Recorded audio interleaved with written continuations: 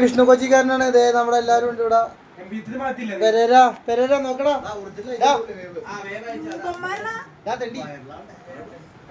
അല്ല നിന്റെ പോലെ സിനിമ റിലീസ് ആണല്ലോ അത് പറയാം.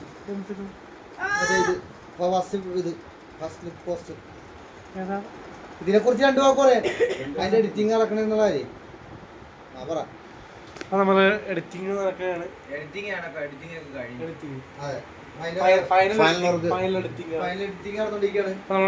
എന്താണ് പറയാനുള്ള എഡിറ്റിംഗ് കളയാണ്ട് പയ്യന്മാരൊക്കെ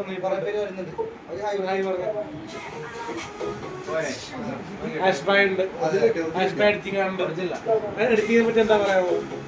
ഒന്നും പറയാനില്ല. സൂപ്പർ എഡിറ്റിംഗ് കഴിഞ്ഞു, അടിപൊളിയായിട്ടുണ്ട്. എന്താണ് റിലീസ്?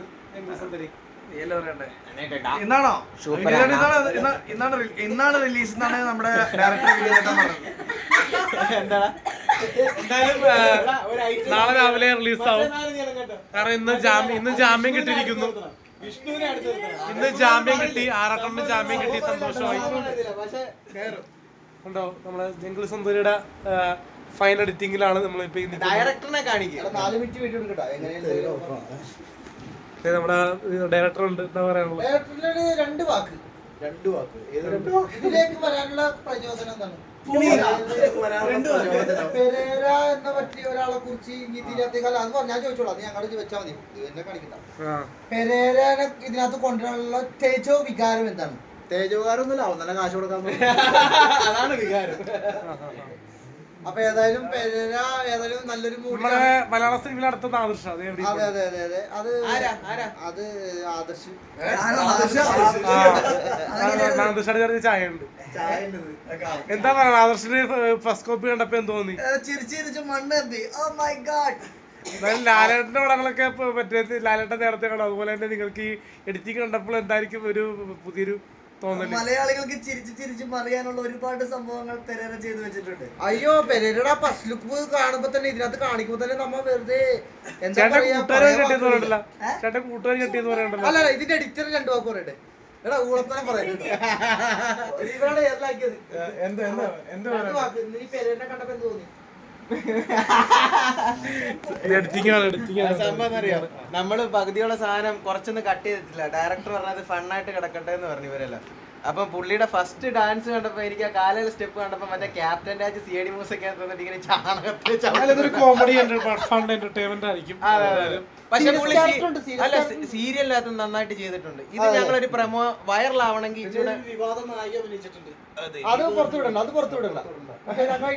ആർക്കും അറിയത്തില്ലല്ലോ. എന്തായാലും ഇപ്പൊ സന്തോഷ് വർക്കി ഇപ്പൊ ജാമ്യത്തിൽ ഇറങ്ങിയിട്ടുണ്ട്. എന്തായാലും ഇപ്പൊ നാളെ മുതൽ ഇപ്പൊ എന്തായാലും അപ്പൊ ഇത് കഴിഞ്ഞിട്ട് ജംഗിൾ സുന്ദരിയുടെ ഒരു പ്രമോ സോങ് വരുന്നുണ്ട്. അപ്പൊ ആദ്യമായിട്ട് അലൻ ജോസ് പെരേര ഞാൻ ചെറിയ വരികൾ എഴുതി അലൻ ജോസ് പെരേരയുടെ ശബ്ദത്തിൽ പുള്ളി തന്നെ പാടിയ ജംഗിൾ സുന്ദരിയുടെ ഫസ്റ്റ് പ്രമോ ഇത് ഇപ്പൊ വരാൻ പോകുന്നത്.